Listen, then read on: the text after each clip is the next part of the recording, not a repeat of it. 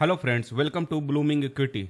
आज हम लोग best stock to study now के सीरीज में लार्सन एंड टोब्रो लिमिटेड के बारे में कंप्लीट स्टडी करेंगे। इसके बिजनेस, फंडामेंटल, टेक्निकल और कौन कॉल का स्टडी करेंगे। ये अपने चार्ट में कप एंड हैंडल पैटर्न का फॉर्मेशन कर रहा है।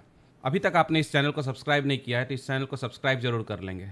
आगे बढ़ने से पहले मैं डिस्क्लेमर देना चाहता हूँ कि ये कंटेंट सिर्फ और सिर्फ एजुकेशनल पर्पज के लिए है और इसमें मेरी कोई भी इन्वेस्टमेंट एडवाइस नहीं है।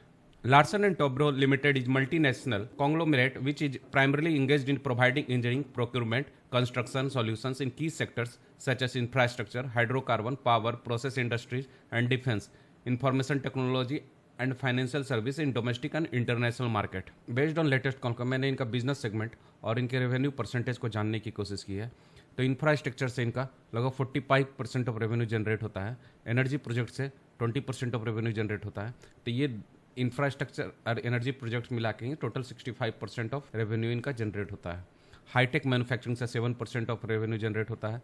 आईटी एंड टेक्नोलॉजी सर्विसेज से 20% ऑफ रेवेन्यू जनरेट होता है। फाइनेंशियल सर्विसेज से 5% ऑफ रेवेन्यू जनरेट होता है। डेवलपमेंट प्रोजेक्ट्स से लगभग 2 to 3% ऑफ रेवेन्यू जनरेट होता है। अदर से लगभग 2 to 3% ऑफ रेवेन्यू जनरेट होता है। तो total Q1 of financial 26 group revenue इनका रहा 637 बिलियन रुपीज। फाइनेंशियल 2026 में इनका revenue 33% year on year increase हुआ है।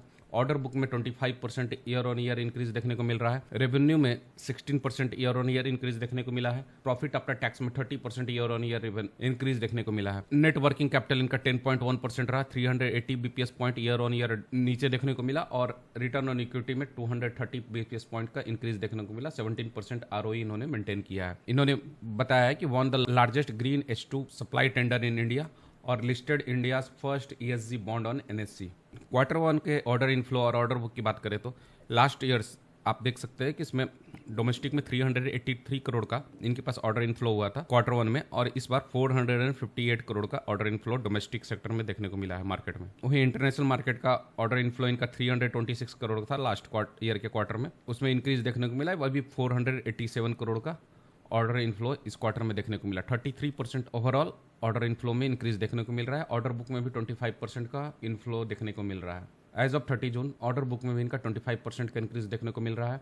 जो लास्ट ईयर 30 जून 2024 के लगभग इनके पास ऑर्डर बुक था 4,909 बिलियन रुपीज़ का, वो इंक्रीज होकर 6,128 बिलियन रुपीज़ हो चुका है। Robust order inflow in Q1 were driven by infrastructure and carbon light solution business. International order constitute 46% of the order book. A strong prospect pipeline of rupees 15 trillion for the remaining 9 months.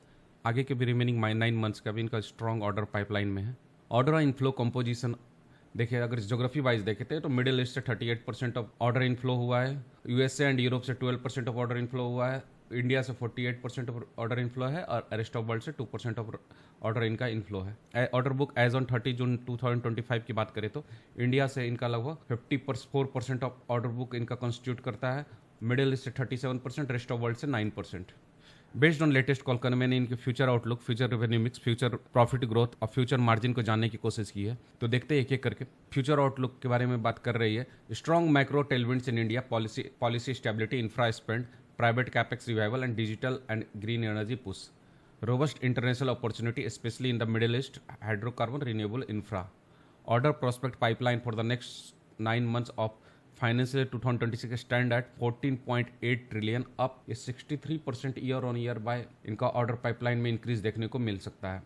Future revenue growth की बात करें तो L&T guided for 15% of revenue growth in financial 2026। Q1 का revenue already grew at 16% year on year to 637 billion. Future profit growth की बात करें तो reported profit after tax in Q1 grew 30% year on year to 36 billion. Sustained execution, strong order book, treasury gains and stable project margin expected to drive full year profit growth. तो आगे का भी इनका profit growth का strong रहने का उम्मीद ये कर रहे हैं। Future margin guidance, group level EBITDA margin of Q1 9.9% रहा है, slightly lowered year on year due to the revenue mix shift. जिसमें मार्जिन कम रहा है उसका ऑर्डर ज़्यादा था, तो इसके कारण 0.9% ही इन्होंने मेंटेन कर पाया। Projects and manufacturing portfolio margin stable at 7.6% in Q1 of financial 2026। Financial 2026 guidance for projects and manufacturing margin 8.3 to 8.5% रहने की उम्मीद है। Some competitive lower margin hydrocarbon jobs are in peak execution now, keeping margin subdued in early quarter, but management reiterated full year target. तो इन्होंने बोला है कि अपना फुल ईयर का टारगेट ये अचीव करने की पूरी संभावना है। अगर इनको समराइज करें तो L&T expect 10% order inflow growth, 15% revenue growth and profit after tax growth above revenue growth in financial 2026 with P&M margin of 8.3 to 8.5% and strong cash flow improvement. तो आगे का इन्होंने गाइडेंस काफ़ी स्ट्रॉन्ग दिया है और ऑर्डर इनफ्लो में इन्होंने 63% ईयर ऑन ईयर इंक्रीज उम्मीद ये कर रहे हैं।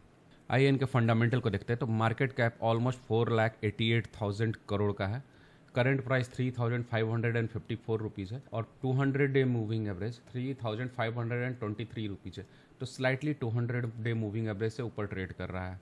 52 वीक हाई 3,964 रुपीज़ है, 52 वीक लो 2,965 रुपीज़ है। स्टॉक पी 31.4 है, बुक वैल्यू 710 रुपीज़ है, डिविडेंड यील्ड 0.96% का है, ROCE 14.5%, ROE 16.6%, डेप्ट टू इक्विटी 1.36। लेकिन इस बिजनेस में डेप्ट टू इक्विटी को हम लोग को इग्नोर ही करना चाहिए, ये इसका बिजनेस मॉडल ही ऐसा है।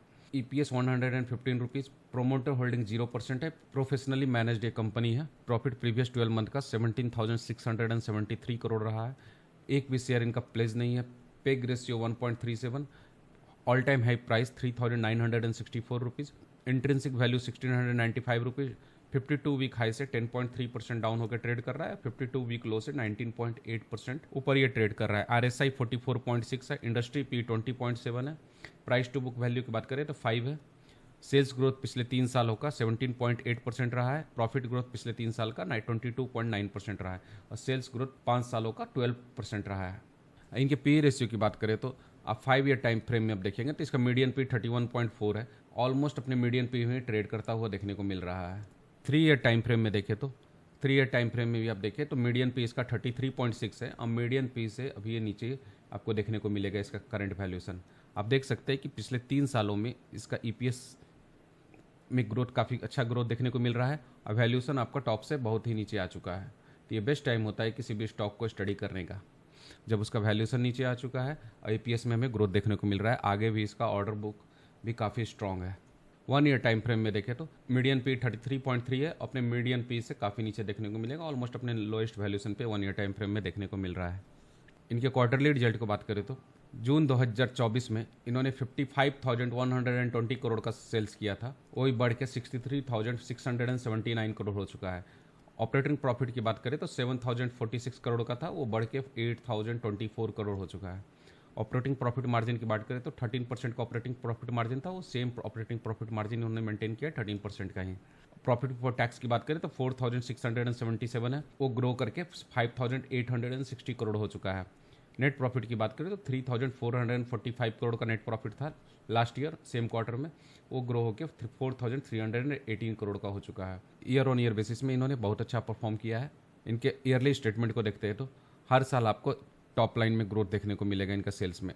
आप देख सकते हैं 85,000 करोड़, 91,000, 1,01,000, 1,09,000, 1,19,000, 135, 145। यहाँ थोड़ा सा कोविड के कारण डिप था, उसके बाद 156, 1,83,000, 2,21,000, 2,55,000, 2,64,000।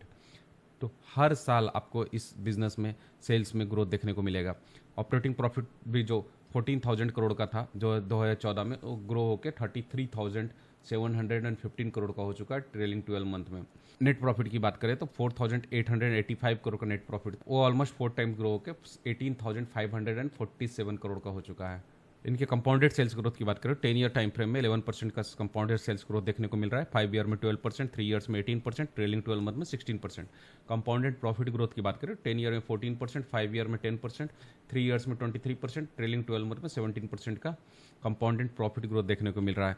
स्टॉक प्राइस CAGR की बात करें 10 ईयर्स में 13%, 5 ईयर्स में 31%, 3 ईयर्स में 22% और 1 ईयर में 1% का नेगेटिव रिटर्न देखने को मिल रहा है। ROE की बात करें तो 10 ईयर में 14%, 5 ईयर्स में 14%, 3 ईयर्स में 14% और लास्ट ईयर 17% का ROE इन्होंने जनरेट किया है। तो आप देख सकते हैं सेल्स में भी ग्रोथ देखने को मिल रहा है, प्रॉफिट में भी ग्रोथ देखने को मिल रहा है, लेकिन स्टॉक प्राइस CAGR आपको एक साल में कुछ भी रिटर्न इस बिजनेस में देखने को नहीं मिल रहा है। तो ये बेस्ट टाइम होता है किसी भी स्टॉक को स्टडी करने का जब आगे का इनका ऑर्डर बुक भी स्ट्रांग रहे, सेल्स में भी ग्रोथ देखने को मिल रहा है, प्रॉफिट में भी ग्रोथ है, स्टॉक प्राइस में कोई मूवमेंट एक साल से देखने को नहीं मिला है। इनके रिजर्व्स की बात करें, ईयर ऑन ईयर अपने रिजर्व्स को इन्होंने इंक्रीज़ किया है।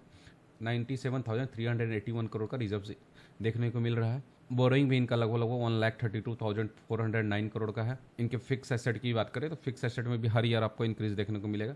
44,000 का फिक्स एसेट है। CWIP की बात करें 2,589 करोड़ का CWIP है, ये कंप्लीट हो जाएगा, ये बिजनेस ग्रोथ में भी ये कंट्रीब्यूट करेगा। और टोटल एसेट्स की बात करें तो 3,79,114 करोड़ का टोटल एसेट्स देखने को मिल रहा है।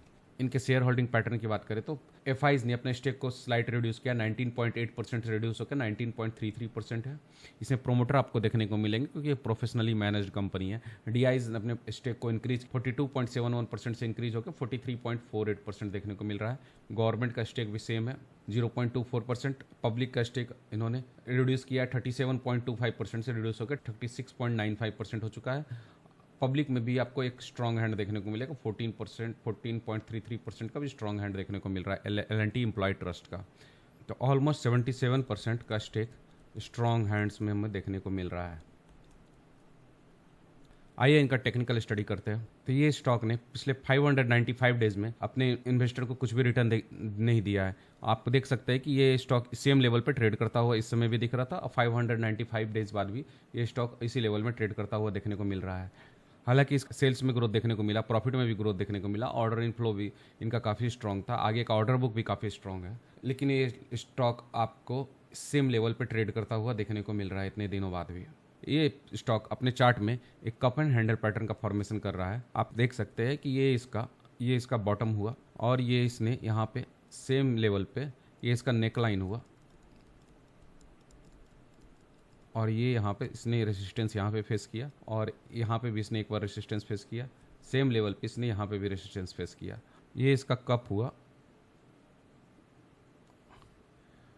ये इसका एक और हैंडल हुआ, एक और हैंडल ये बनाने के प्रोसेस में लगा हुआ है और हो सकता है यहाँ पे ये फिर से ये रेसिस्टेंस फेस करे और मल्टीपल हैंडल बनाता हुआ ये ब्रेकआउट करे। ब्रेकआउट के बाद हो सकता है ये रिटेस्ट करने के लिए भी आ सकता है और उसके बाद ये अपने टेक्निकल टारगेट की तरफ बढ़ सकता है। अगर इसका टेक्निकल टारगेट को जानना है तो यहाँ से इसके डेप्थ को मेजर करना होता है, नेक लाइन से इसके बॉटम के डेप्थ को मेजर करना होता है और उसका नेक लाइन के ऊपर आप प्लॉट करके देखते हैं इसका टारगेट। तो करंट प्राइस से इसका टेक्निकल टारगेट 26% का अपसाइड पोटेंशियल देखने को हमें मिल सकता है। इसमें वैल्यूएशन में भी आपको कमी देखने को मिल रही है, आगे का स्ट्रॉन्ग ऑर्डर बुक भी है। तो ये टारगेट मुझे लगता है कि कुछ महीने में इसका अचीव हो जाना चाहिए। एक लार्ज कैप कंपनी में अगर 26% भी हमें विदाउट टेंशन, विदाउट किसी रिस्क के अगर 26% का भी कुछ महीने में रिटर्न देखने को मिलता है तो ये काफ़ी अच्छा रिटर्न माना जाएगा। ये चार्ट मैंने आप लोग को सिर्फ स्टडी पर्पस के लिए शो किया है, इसमें मेरी कोई बाय या सेल रिकमेंडेशन नहीं, इसमें मैंने कोई भी आपको प्राइस नहीं दिखा रहा हूँ, कोई भी टाइम फ्रेम नहीं दिखा रहा हूँ, सिर्फ और सिर्फ ये एजुकेशनल पर्पस के लिए है। अगर ये वीडियो आप लोग को पसंद आया हो तो इस वीडियो को लाइक करेंगे, अपने दोस्तों के बीच इसको शेयर जरूर करेंगे और इस चैनल को सब्सक्राइब करना नहीं भूलेंगे। इस चैनल पे मेरे और भी पुराने वीडियो है, उसको भी आप देख सकते हैं और सीख सकते हैं। मिलते हैं नेक्स्ट वीडियो में, तब तक के लिए जय हिंद।